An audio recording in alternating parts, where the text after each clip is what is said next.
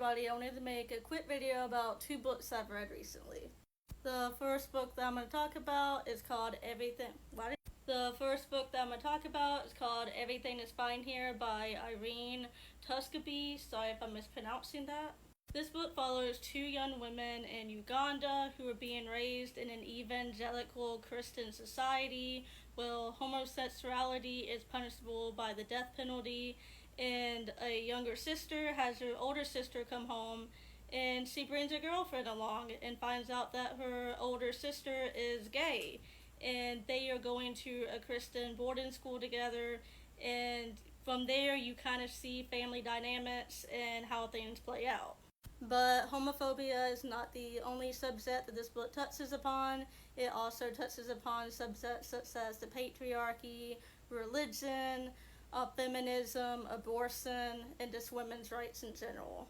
Along with that, you had the family dynamics of how the little sister responds to finding out that her older sister is gay in a place where, once again, homosexuality is punishable by the death penalty, how the parents react, how the people around them react, how her older sister's girlfriend reacts, and you just get to see how everything plays out. I don't want to give any spoilers, but I do recommend this literary fiction book.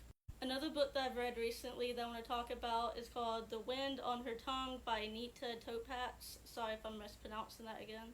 This book I would describe as more of a magical realism slash historical fiction book, but I picked it out based on the cover. I was at the library and I was like, wow, this cover is very beautiful. I didn't see the thing at the top about it being the second book in a series, but I read it without reading the first book in the series, and so you can do that and everything will still make sense.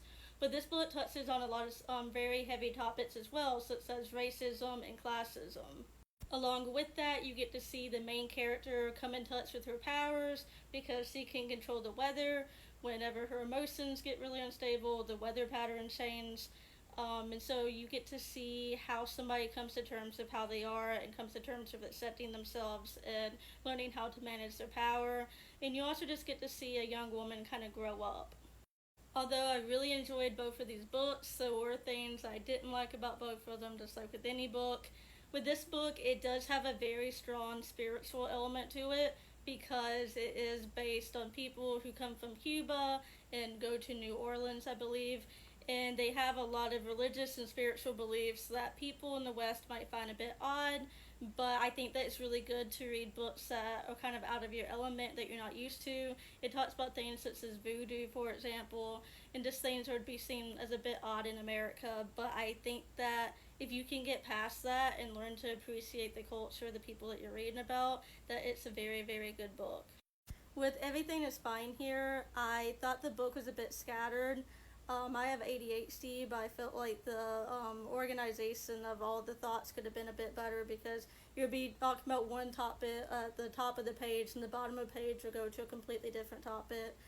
Even though I agreed with a lot of like what the author was trying to say and the characters in the book were trying to say, I felt like it come across a bit preachy, and I feel like nobody really likes to be preached to, even if you agree with what the person is saying.